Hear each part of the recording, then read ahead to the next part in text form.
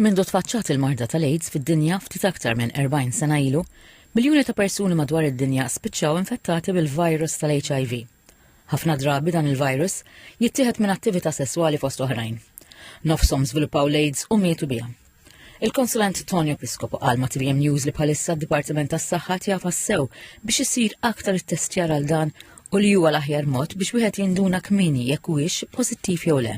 Għaw faċilita u koll anki għal min jishtiq jittestja u minn ma javviċina li jittestja minn ġospiżerija. Għana dejjem nagħtu parir li tavviċina tabib, għax tabib dejjem jista' jtik iktar parir u fl-eventualità li jkun pożittiv ma waqgħetx id-dinja għax kif għadna l-kura teżisti u nies jgħixu ħajja normali.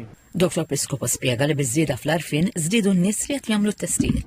Bħala HIV f'Malta nista' ngħid li over the years u jien li nara nies bl-HIV kważi 30 sena issa żdiedu. Bħala Maltin żdiedu nistgħu ngħidu li forsi kien hemm isu doubling.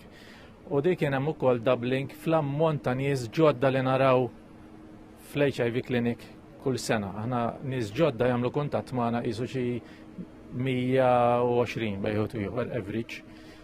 Daw ma nkunux rajnihom qabel, sak mhux Maltin biss. Ġifieri u mhux kollha jkunu new diagnosis. Spjega li fosthom ukun hemm min jaf li għandu l-HIV. Kif jiġi transmitted l-HIV huwa mill-użu ta' drugs u l-użu tal-injections. Din mhijiex problema, ma nistgħux ngħidu li hija problema u Malta. Għax l-ammont ta' HIV fost nies li jużaw id-droga huwa kważi xejn. Appella biex bħalma kiber l-arfin dwar dan it-tip ta' mart hekk għandu jikber l-arfin biex jiġi evitat il-mart trasmess sesswalment.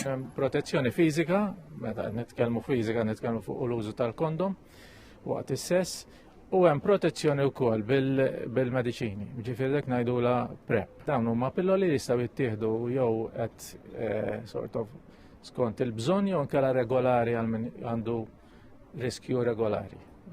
U dawn huma available jistgħu jinxtraw mill-ispiżeriji.